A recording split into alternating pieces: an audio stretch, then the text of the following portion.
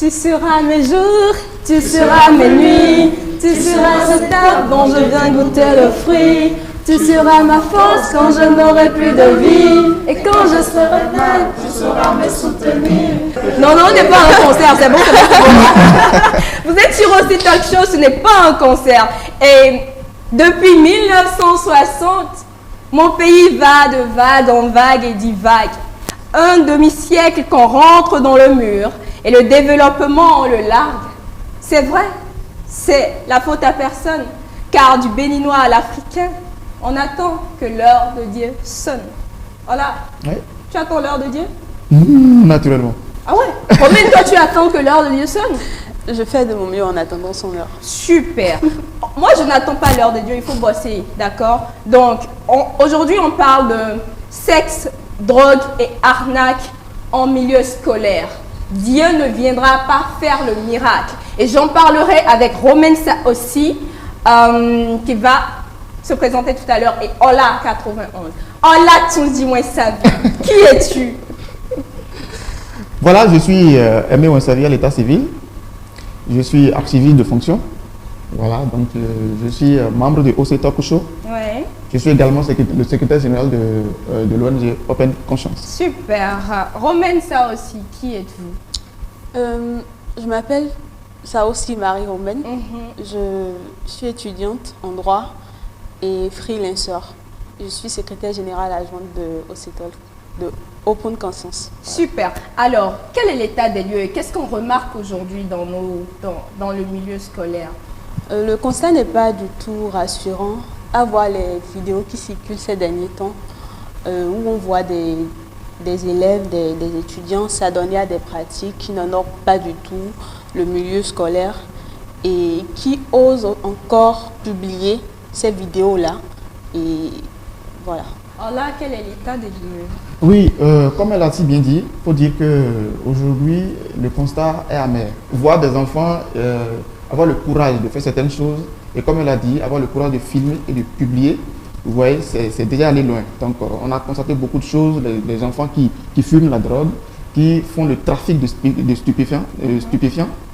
En milieu scolaire, en principe, le milieu scolaire, c'est le lieu de l'éducation. On ne devrait pas entendre des choses comme ça dans ce milieu-là. Donc, voilà un peu ce que je peux dire par rapport à ça. Et quelle est la manifestation quand on voit des enfants qui ne devraient pas se retrouver en possession de stupéfiants, de drogue, etc. et qui, subitement, de façon précoce, commencent à coudoyer, je vais dire, cet art? Qu'est-ce qu'on remarque? Je pense que par rapport à la manifestation, c'est dit que de façon pratique, on voit un enfant de 6 ans ou de 7 ans qui fume la cigarette. Par exemple, ça c'est un exemple. Est-ce que c'est normal? D'abord même la cigarette en termes de santé, c'est même pas bien pour un adulte. Et quand on vient constater qu'un enfant, un innocent pratiquement, qui se met à fumer, c'est dangereux pour sa santé. Ça fait le premier niveau. Le deuxième niveau, c'est que ça l'éloigne de l'essentiel. L'essentiel qui est l'éducation, qui est l'apprentissage, qui est l'enseignement. Ça l'éloigne de l'éducation. Il commence pas à fumer, il commence pas à faire des choses pas trop orthodoxes. Donc, voilà un peu ce que je peux dire. Orthodoxe. Manifestation. Tu as envie d'ajouter quelque chose? Oui, on voit par exemple des groupes. Ce sont souvent des groupes. Et entre eux, ils ont accès à des stupéfiants qu'ils consomment, ce qui les pousse à agir, à s'adonner à des pratiques pas du tout, qui n'honorent pas du tout. On remarque même qu'il y a le manque de respect. En fait, il paraît que la drogue, ça fait planer. Mais en fait, ils planent tellement qu'aucun respect pour les parents, aucun respect pour les éducateurs. Est-ce que vous avez remarqué ça dans le Oui. En réalité, quand tu consommes ce genre de choses, ça prend le contrôle de ton... Tu n'as plus le contrôle de ton esprit. Tu en parles comme si tu étais expérimenté. Hein? Non, pas forcément. Pas forcément, mais j'ai beaucoup lu sur ça. Et j'ai vu aussi beaucoup de documentaires, beaucoup d'éléments qui ont été réalisés sur le sujet. Et donc, quand tu prends de l'alcool et que tu exagères, il faut voir la façon dont toi-même tu te sens. L'alcool même t'exagère. Bon, voilà. Donc, tu n'as plus le contrôle de ton esprit et du coup, tu penses que tu es plus fort que tout le monde et tu peux faire tout ce que tu veux. C'est après avoir fini maintenant. Et quand tu reviens sur terre, que tu te rends compte que, voilà, que tu te rends compte que voilà, tu as fait des dégâts et puis bon voilà quoi. Donc en réalité c'est un peu ça. Ouais, d'accord. Et quelles sont les causes Comme cause, il y a la démission des parents. Les parents qui ne sont plus très présents pour les enfants. Et la mauvaise compagnie, par exemple. Et vous remarquez qu'il y a des enfants qui aiment fréquenter des personnes qui sont plus âgées. Plus âgées que... Quelles? Et puisque ces personnes-là sont inconscientes, eux aussi, ils Ça prennent le n'impacte chemin. elles n'ont pas la évidemment, présence d'esprit de dire à l'enfant, non, on ne fume pas de la cigarette, on ne boit pas de l'alcool. Est-ce que je remarque, c'est inconcevable qu'une personne majeure envoie un enfant lui acheter de la cigarette. Ouais. Pour donner moi mon exemple, quand j'étais petit, j'ai un tonton qui me demandait souvent d'aller lui prendre la cigarette. À cause de lui, que je connais ce qu'on appelle Concorde Vert. L'influence des réseaux sociaux, Ok. où les enfants ont tendance à faire tout ce qu'ils voient, à réaliser tout ce qu'ils voient sur Internet, à vouloir mettre en pratique les vidéos, les contenus sur lesquels ils tombent sur Il y a Internet. une vague de vidéos qui est passée là où des enfants, je vais dire des bébés de nos universités, qui s'adonnent à des pratiques inconcevables en fait. Mais on se demande qu'est-ce qui s'est passé, qu'est-ce qui n'a pas marché à un moment donné. En fait, comme elle a dit, c'est d'abord la famille. C'est d'abord la famille, parce que tout part de là, tout part de l'éducation que l'enfant a reçue. Moi, j'ai eu la possibilité, enfin, on m'a envoyé acheter de la cigarette, mais l'éducation que j'ai reçue ne me permettait pas d'essayer. Donc ça part de là. Donc comme elle a dit, la démission des parents, il y a aussi ça, parce que nous sommes dans une société où tout le monde doit travailler. Papa doit travailler, maman doit travailler, les deux partent de la maison, et c'est peut-être à 22 et 23 heures que les parents reviennent. L'enfant est livré à lui-même, il fait ce qu'il veut, on ne contrôle rien, on ne sait pas qu'est-ce qui s'est passé réellement pendant leur absence. Il y a aussi le fait que la fréquentation, les amis, et la démission aussi de notre arsenal éducatif. Parce qu'en réalité, les enseignants doivent aller beaucoup plus au-delà du simple principe de chercher de l'argent. Parce que le produit que nous voulons, c'est l'enfant. Non, mais la base pour un enseignant, ce n'est pas chercher de l'argent, c'est éduquer. En principe, c'est ça. La base, c'est ça. Donc, il faut beaucoup plus se concentrer sur ça. Et si c'est pour éduquer, au-delà de l'enseignement que nous avons, de la forme théorique et tout ça, il y a aussi qu'on doit suivre l'enfant pour savoir qu'est-ce qu'il fait, qu'est-ce qui se passe, comment ça se passe et tout. Et évidemment, il y a aussi aujourd'hui les réseaux sociaux, sans oublier aussi la télévision. Vous voyez, aujourd'hui, les enfants sont livrés à eux-mêmes devant la télé, on ne sait pas, on ne contrôle pas qu'est-ce que l'enfant suit. Parce qu'à partir d'un certain âge, la psychologie de l'enfant est facilement manipulable. Et donc, si on n'arrive pas à gérer ça d'une certaine façon, et que l'enfant se concentre sur des choses qui ne lui apporteront pas forcément grand-chose, c'est avec ça qu'il va grandir. Et là, on aura une société vraiment qui ne sait pas bien. Alors, quelles sont les conséquences? D'abord, déjà pour l'enfant, l'évolution normale, son cycle normal d'éducation est déjà amputé. Voilà, je laisse ça là me compléter. Oui, d'abord, un enfant mal éduqué, c'est un problème pour la société. On a évoqué tout à l'heure le problème de l'irrespect. Aujourd'hui, nous n'avons plus des enfants qui respectent réellement les parents. Avant, entre-temps, quand tu vois une grande personne, tu dois t'agenouiller pour le saluer ou bien te prosterner même. Moi, dans ma culture, parce que je suis Nago, quand une femme voit une personne âgée, elle s'agenouille. Quand c'est un homme, il se prosterne. Mais est-ce que ces choses-là existent encore aujourd'hui? Nous avons des enfants qui peuvent saluer les parents comme ça et puis bon. Hey, bonsoir. Bonsoir, bien. Vous voyez un peu? Ça, c'est un problème pour la société. Et en dehors de ça, comme elle a dit, l'enfant sort de, comment on appelle ça, l'essentiel. Oui. L'essentiel étant l'éducation, il n'arrive plus à continuer ses études et il se lance dans des choses qui ne lui apporteront pas grand-chose. Vous voyez un peu? Au-delà de ça, il y a qu'il devient une menace pour la société. C'est courant aujourd'hui. Aujourd'hui, nous avons des jeunes qui ont le courage de prendre des armes pour aller braquer des gens. Quelle éducation cette personne a eue? Bien qu'on n'est pas ici pour juger les gens, mais il faut reconnaître quand même que si l'éducation a connu une faille, c'est tout à fait normal que l'enfant devienne autre chose qu'on ne pourra pas contrôler après.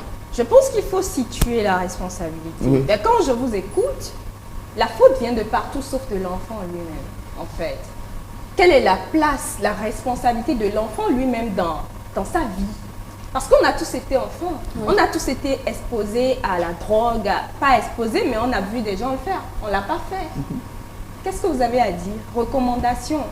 Moi, je pense que, comme on le dit, on doit renaître.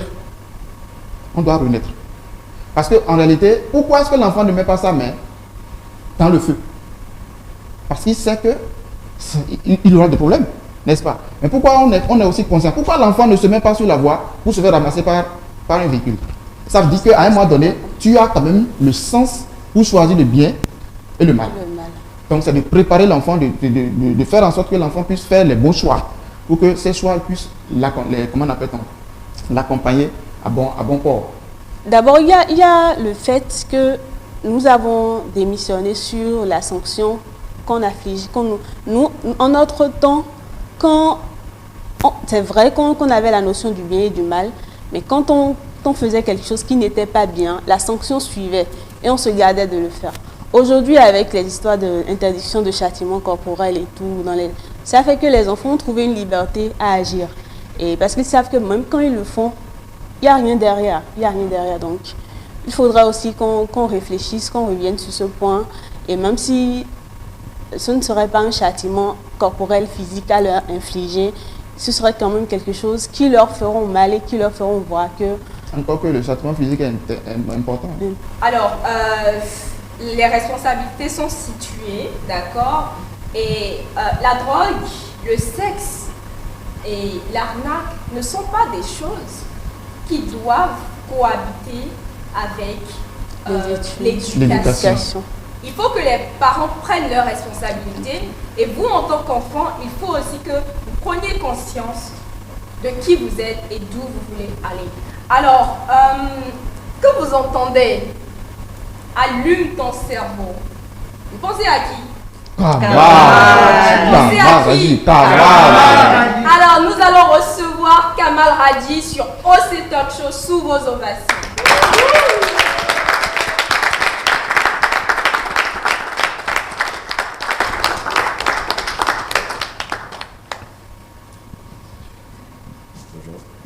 Bonjour Kamal Hadi. Bonjour précieuse. Tu as allumé nos cerveaux et là on est à open conscience. Yes.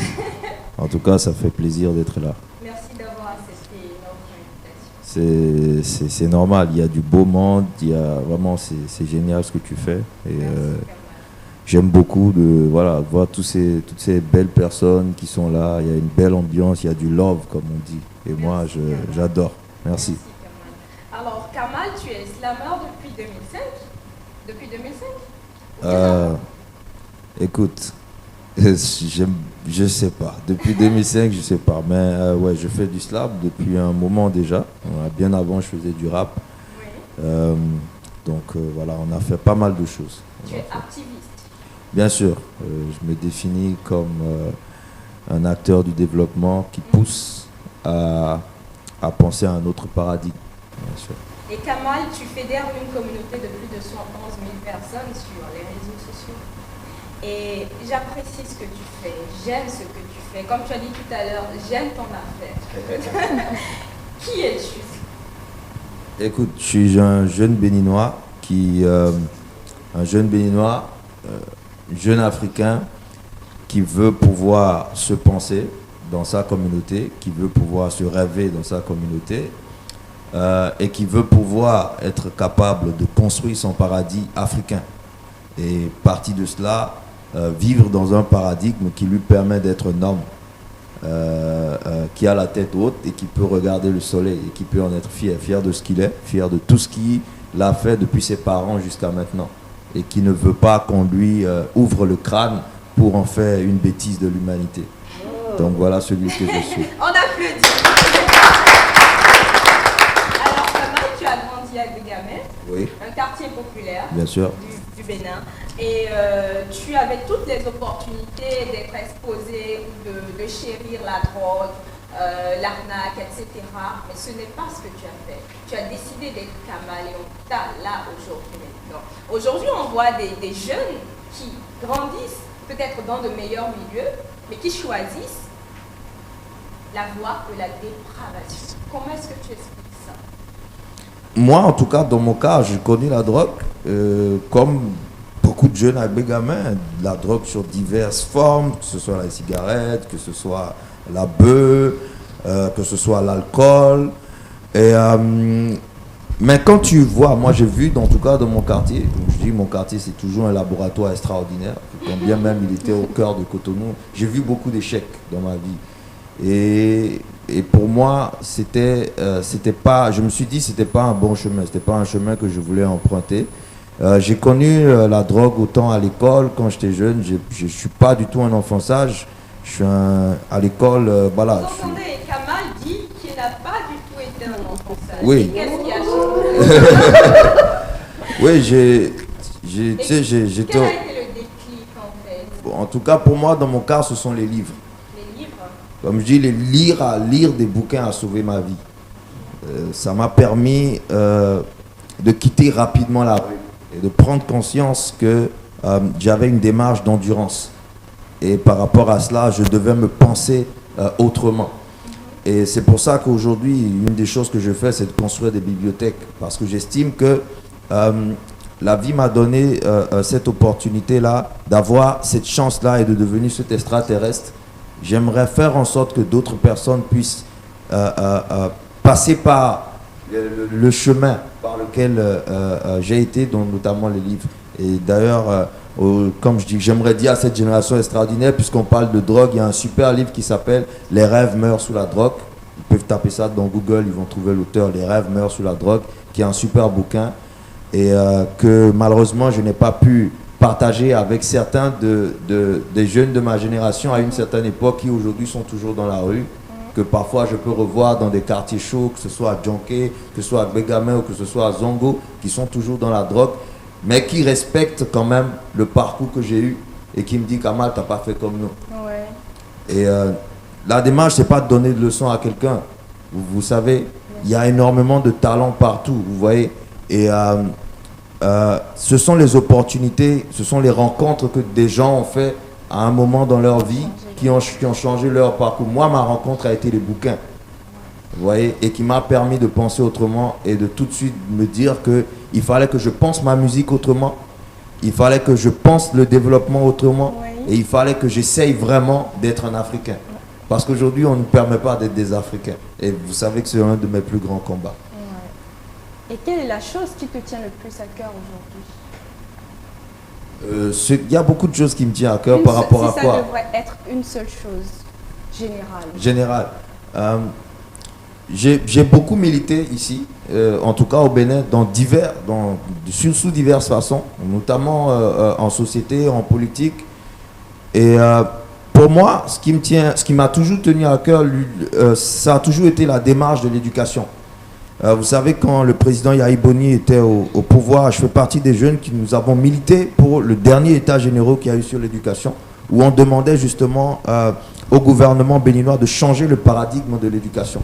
Parce que on ne peut pas continuer à former justement, comme je disais, des bêtises de l'humanité. C'est-à-dire que des gens qui font 20 ans à l'école et qui au final n'ont rien. On a une école qui ne donne pas aux jeunes des passions. On a une école qui ne donne pas aux jeunes le chemin de l'alternative. On a une école qui ne donne pas aux jeunes la capacité de l'audace. Moi, j'ai beaucoup milité pour ça. Et on avait proposé énormément de choses au gouvernement, dont notamment cette conférence-là qui avait réuni tous les acteurs de l'éducation. Donc, ce qui me tient le plus à cœur, c'est l'éducation. Parce que je pense que l'éducation dans des pays comme le nôtre peut aider les jeunes qui vivent dans ces pays-là à pouvoir changer de paradigme, à pouvoir se dire qu'ils peuvent vraiment devenir acteurs du développement. Et alors, ils vont comprendre qu'ils doivent être focus sur cela et arrêter vraiment de gaspiller leur avenir dans des drogues, dans des bêtises, dans des chemins qui, au final, va toujours les rendre perdants parce qu'ils ne peuvent pas inventer une roue qu'ils ne maîtrisent pas. C'est exact. Nous allons prendre 2 questions du public. Vous avez une question pour Kamal par ici? Allez-y. Vous présentez votre nom, prénom et vous posez la question. Merci. Je suis Kadoupe Babaoli. Pourquoi le combat panafricaniste se résume pas par moment à un duel ou à à des velléités contre les religions, que ce soit importées ou les religions d'ici? Je réponds en même temps? Oui, vas-y. Okay. Vous savez, comme je dis, aujourd'hui, au XXIe siècle, Donc, depuis longtemps, on empêche à l'homme noir d'être ce qu'il est, c'est-à-dire un Africain. Comme disaient nos ancêtres, fils du soleil, noir parce que nous sommes des enfants de la lumière. L'on a fabriqué notre vie pour vraiment être ce que Frantz Fanon appelle les damnés de la terre. Vous voyez? Pourquoi est-ce qu'on ne nous empêche pas de faire notre expérience avec Dieu? Pourquoi est-ce que lorsqu'il s'agit de nos religions, cela devient animiste, cela devient fétichisme? Pourquoi est-ce qu'on ne nous laisse pas le temps de faire notre expérience, d'être vivant sur terre, pour aussi être capable de construire nos temples à la gloire de Sakwata, nos temples à la gloire de Ogou, nos temples à la gloire des Orishas? Vous savez, il y a eu la première nation noire, 1793, qui est devenue première république noire, qui s'appelle Haïti. Ce sont nos frères, ils sont à 7200 km en face de l'Atlantique. Ils sont juste en face.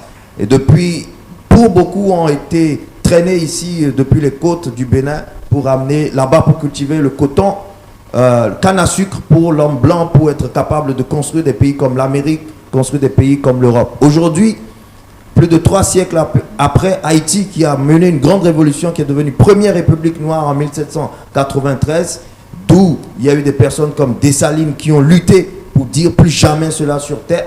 Et c'est à partir de cela que l'homme blanc s'est dit, tiens, on ne peut plus ramener des noirs depuis l'Afrique pour venir cultiver les terres en Amérique. Il faut aller coloniser les Africains sur leur propre sol, parce qu'on va continuer à créer des pays comme Haïti. Mais juste pour dire quoi?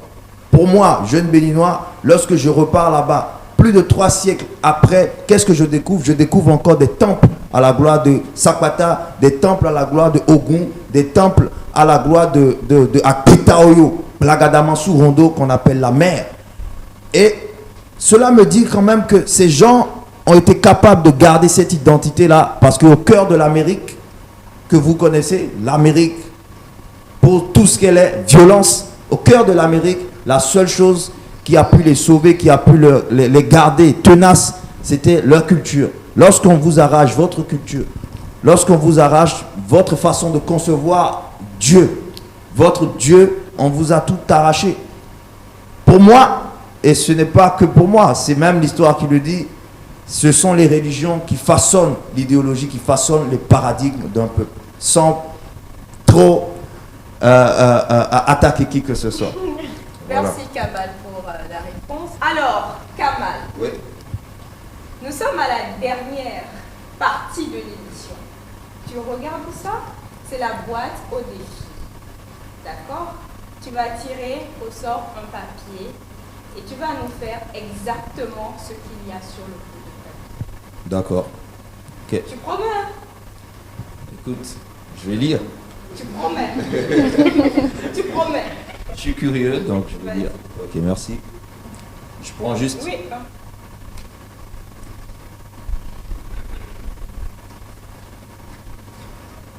Qu'est-ce qui est écrit? Je adresse un message sympa au CCC. Oui, c'est ça. Alors, Okay, Kamal va adresser un message sympa au CCC.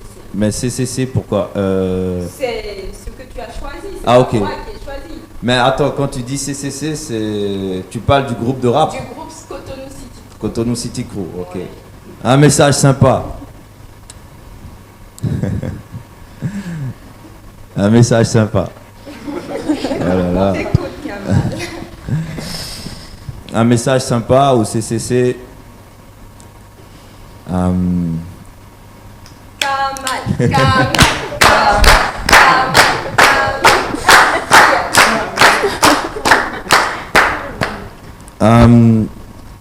J'aimerais juste